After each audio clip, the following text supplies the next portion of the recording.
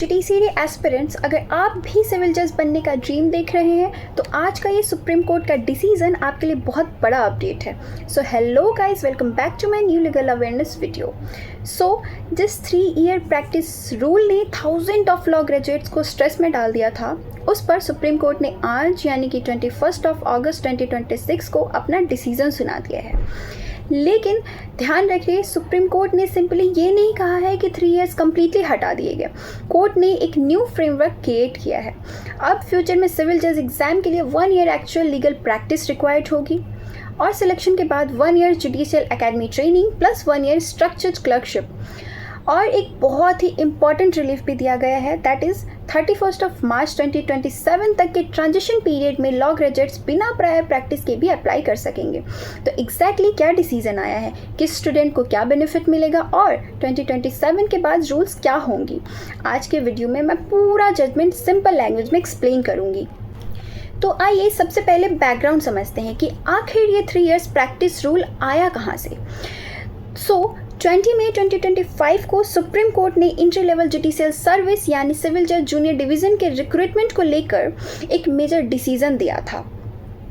Court ने direct recruitment को लेकर minimum 3 years of practice at bar को मैंडेटरी कर दिया।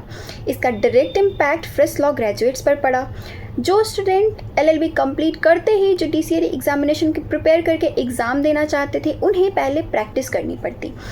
इस डिसीजन के against several reviews petition file हुई।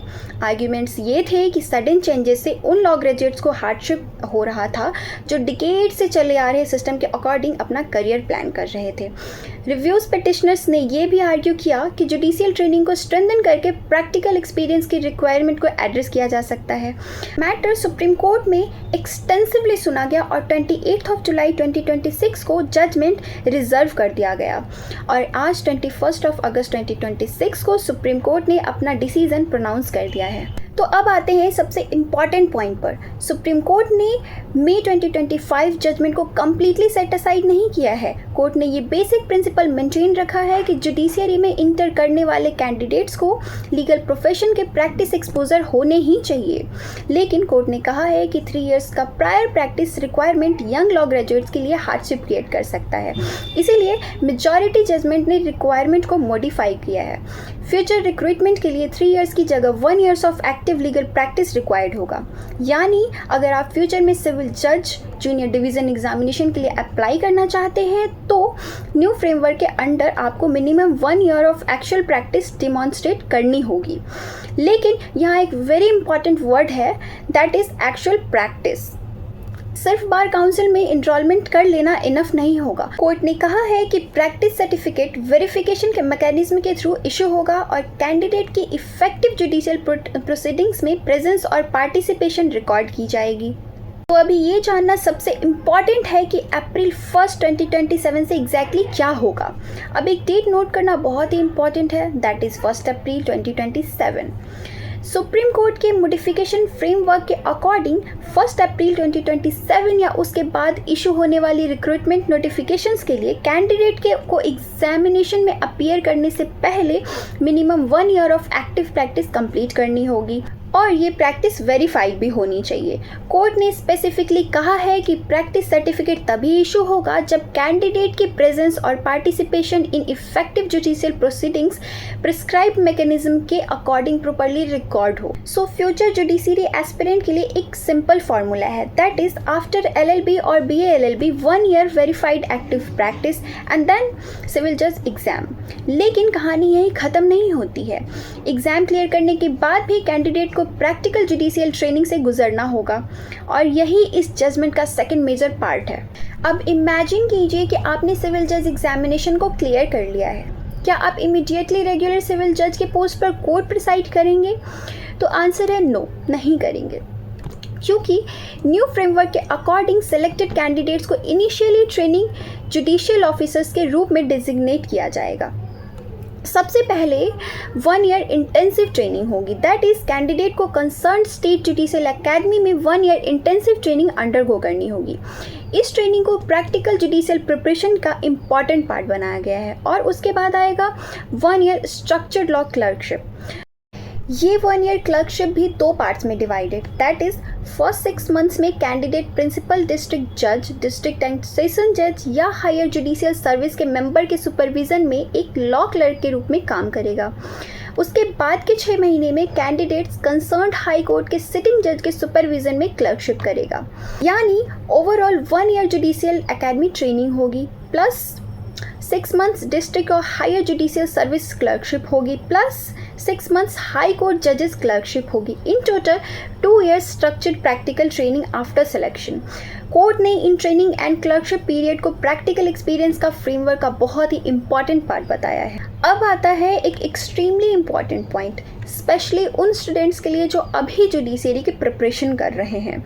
सुप्रीम कोर्ट ने ट्रांजिशनल रिलीफ दिया है।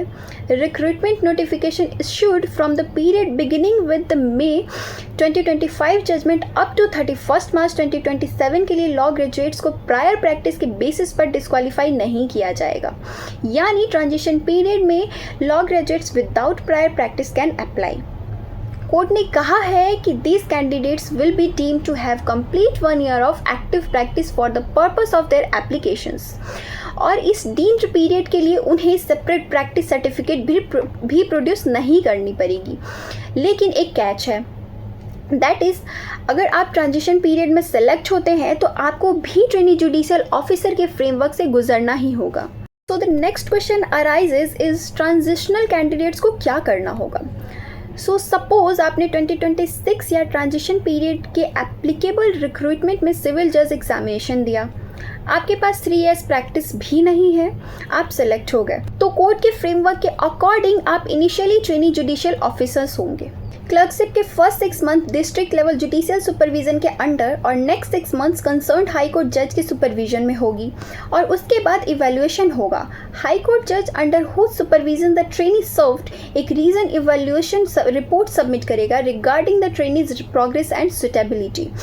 अगर इवैल्यूएशन सेटिस्फैक्ट्री होता है तब ट्रेनी को रेगुलर पोस्ट पर अपॉइंट किया जाएगा और रेगुलर पे स्केल एंड सर्विस बेनिफिट्स मिलेंगे। एक और बहुत ही इंटरेस्टिंग पॉइंट यहाँ पे ये होता है जो जुडिशियरी एस्पिरेंट्स को पता होना चाहिए, that training period completely unpaid and internship जैसा नहीं है। सुप्रीम कोर्ट के डायरेक्शंस के according state judicial academy training के दौरान ट्रेनी जुडिशियल ऑफिसर को जुडिशियल मजिस्ट्रेट के फर्स्ट क्लास की ग्रॉस सैलरी का आधा इमॉल्वमेंट मिलेगा, और क्लर्कशिप के पीरियड में भी ट्रेनिंग के दौरान एडमिसिबल इमॉल्वमेंट्स कंटिन्यू होंगे as directed by the court. So the court has attempted to create a structured professional pathway rather than simply asking candidates to wait 3 years outside the judiciary. अब यहाँ पे एक बहुत ही बड़ा legal question arrays होता है, that is supreme court ने 3 years को 1 ईयर क्यों कर दिया। कोर्ट ने अपने अर्लियर जजमेंट का फंडामेंटल रीजनिंग रिजेक्ट नहीं किया है। कोर्ट ने मेंटेन किया है कि जुडिशियल ऑफिसर्स के लिए लीगल प्रोफेशन का प्रैक्टिकल एक्सपोजर इंपॉर्टेंट है, लेकिन मेजॉरिटी ने यह भी रिकॉग्नाइज किया है कि sudden restoration of the 3 years requirement ने यंग लॉयर्स और लॉ ग्रेजुएट्स के लिए हार्डशिप क्रिएट की है। बहुत स्टूडेंट्स ने अपने प्रोफेशनल प्लानिंग और अर्लियर सिस्टम के बेसिस पर की थी, इसीलिए कोर्ट ने एक बैलेंस क्रिएट किया है।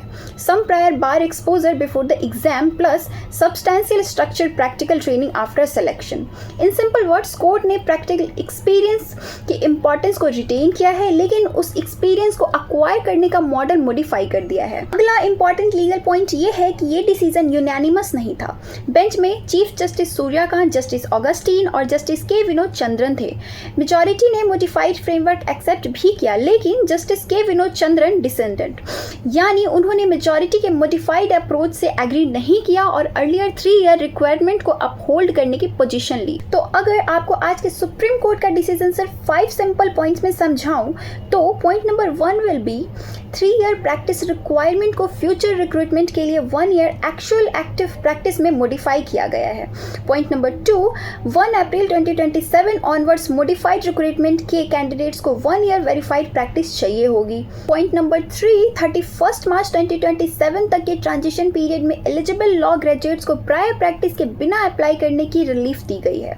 पॉइंट नंबर 4, सिलेक्शन के बाद 1 year state judicial academy training plus 1 year structured clerkship mandatory framework पर का पार्ट है। पॉइंट नंबर 5, क्लर्कशिप के फर्स्ट 6 मंथ्स डिस्ट्रिक्ट और हायर जुडिशियल सर्विस सुपरविजन में और next 6 months concerned high court जज के सुपरविजन में होंगे। तो इस पे आपका क्या राय है? सिविल जज बनने से पहले 3 ईयर बार प्रैक्टिस बेटर थी या फिर सुप्रीम कोर्ट का ये new 1 year practice plus 2 ear training model better है?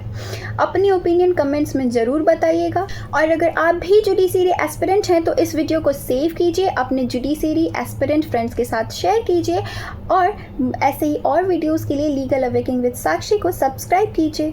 सो मिलती हूँ नए वीडियो में। Till then bye bye, stay aware, stay legally informed.